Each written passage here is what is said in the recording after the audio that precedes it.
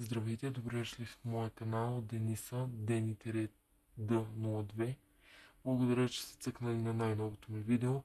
Това видео ще е малко по-различно, няма да е едит, а видеото ще е какво аз знам за Денис Топиков. Денис Топиков е един от най-успешните певци на Pioneer. Той прави милиони гледания на всяка една негова песен. Тези песни са още хитове. Той има дует с Цветелина Янева, Цветелина Грехич, Малката, Емилия и други. Той е в компанията Diamond Bed Production с композитор и продуцент Николай Пашев.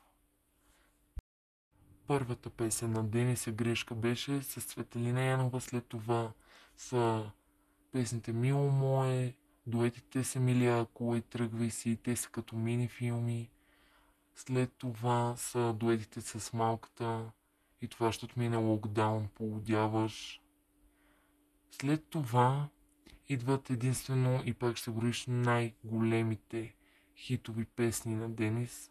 Пак ще броиш най-скъпо платения видеоклип и най-скъпата песен в цяла България. За нея са дадени хиляди и над хиляди, може би. Денис Топиков е наистина огромен талант. Талант, който никой до сега не е имал, или както много хора го наричаха, българския Джастин Бибър. Той е в Diamond Bed Production с колегите Цветелина Грехич, Алекс Робов, Дана и Малката. За съжаление, години след успешните хитове, успешната кариера на младото момче, на 24 октомври сутринта той почива след падане от 7-ми етаж в жилищна сграда в София. Много хора разбират от медиите за Денис, други разбират от социалните мрежи, а трети разбират от телефони, обаждания и още много. Тъй като имаше един, как да го нарека, това не е човек, който засне сцената, така да го кажем, за смъртта на Денис, защото много хора вярват, че той е жив. Аз включително не вярвам, че е жив, но пък има доста големи съмнения, че е. След като пада от 7 етаж, 5 минути по-късно с кръвта и с всичко, някакъв си човек чул, че някакво момче пада от някакъв си етаж, отива и го снима. Там се вижда трупа на красивият млад поп певец Денис. Клипчето поне аз го търсех и го няма. Нямам право да го качвам, нямам право да качвам снимки и не бих и не искам. Има снимки в Google на трупа му и това не знам как майката на Денис го вижда, защото много пъти сигурно госпожа Венера, така се казва, се е писала в Google смъртта на Денис Топиков. На 24 октомври, покрай обяд, се твърди веднага от полицията, МВР и други, че Денис се е самоубил. Лично аз за самоубийство не вярвам, защото казват, че Денис е бил в депресия. Аз не вярвам, че е бил в депресия. Момчето си беше уникално. В единствено, пак ще броиш, Емилия твърди в едно от интервютата и при Алпер Чочев, може да го гледате. Тя твърди, че той е звънял и е питал кога ще лезат клиповете от единствено, пак ще броиш и какво ще стане с него. Но не преди да се самоубие, ами така всекидневно. Заподозряни за смъртта на Денис са неговият диджей Цецилата глава, а обвиненият за смъртта на Денис е неговия композитор и шефа на Diamond Bed Production Николай Пашев. Дали те са виновни, лично аз не знам, но според мен наистина Пашев няма право да се държи с дете. Денис беше дете, когато влезе в Diamond. Да му крещи, няма да визирам какво му е казал, може да гледате интервюта и други, но да крещи и да обижда Денис пред много хора. Аз лично, ако трябва да обвинявам някой за смъртта на Денис, това може би е приятелката му, Алекса Ангелова, защото според мен тя е неопитна жена и самата тя изглежда като убийца.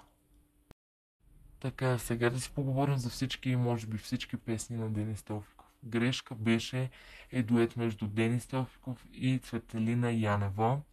Тази е първата песен на Денис, тя е уникална, с уникален текст. Аржиментът, музиката, всичко го прави Diamond. Текстописеца Анастасия Мавродиева, камери, всичко е от Diamond Bed. Може да гледате интервюто на Денис при Автограф и да видите там колко е спокоен, колко е добро и красиво момче беше Денис. Така, да минем през най-големите хитове на Денис с Емилия, Акула и Тръгвай си. Акула е най-големият хит на Емилия и Денис. Това избухна за половин ден 500 хиляди, за един цял ден 1 милион на песента. Тръгвай си за няма и 24 часа събра 20 милиона гледани. За самостоятелните песни на Денис, Мило мое, като за последно и други, са уникални песни с доста разчувствителен текст. Мило мое, така ще кажа, че само Денис го е преживял това. Аз лично не знам тази песен. Той ли я е писал, има ли нещо свързано с него, но според мен може би и да има. В песента участва Алекса, тя не пее, тя е само в клипа, като за последно е един взривяващ текст, взривяваща песен. Тази песен е уникална. От самостоятелните песни на Денис тази ми е любима, тъй като за последно е един уникален текст. Там всичко е прекалено добро. Браво на Даймонд и на Ники Пашев. Единствената грешка при всички песни на Денис е, че се пее за смърт и може би това много хора ги навежда на мисълта, че той се предизвика съдбата. Според мен не е така, но има и други мнения. Най-големите хитове на Денис са единствено и пак ще се броиш. Тези хитове отново с Емилия и последната песен на Денис е единствено. Тези песни са най-скъпо платените в цяла България. Имат по 22, 23 или 15 милиона гледания, харесвания и коментари са уникални. Всичко там е толкова скъпо, че няма на къде. Лично аз любимата ми песен от всички на Денис е единствено, защото текста, самия аржимент, самата песен, музика, да не говорим за качеството и снимането, е върховно. Всичко там е като в филм. Те наистина искаха това да е като филм. Пак ще се броиш е най-добрата песен, наистина. Дуетите с Малката са просто превъзходни, уникални, светли песни. Като Полудяващ, Локдаун, това ще от мене не се отказват по-точно, то не е дуета ми, то от 4 души се изпълняват. Цветелина Грахич, Алекс Рогов, Ванеса и Денис. Това също е една уникална песен, но за мен песента, по-точно от дуетите на Малката и Денис, най-добри са Полудяващ и това ще отменя. Лично за мен. Но всеки си има мнение и моля, ще се радвам да прочета в коментарите какво е вашето. Както може би знаете, първото гадже на Денис е Десита. И обратното, първото гадже на Десита е Денис. Говоря за Десита от лейбъла на Галин Alpha Music. Младата поп певица също е била с Денис. Те бяха най-добрата двойка, лично за мен и за много фенове на Денис. Според видеята, които качвам. Те имат дует, както много хора твърдят, че това е дует.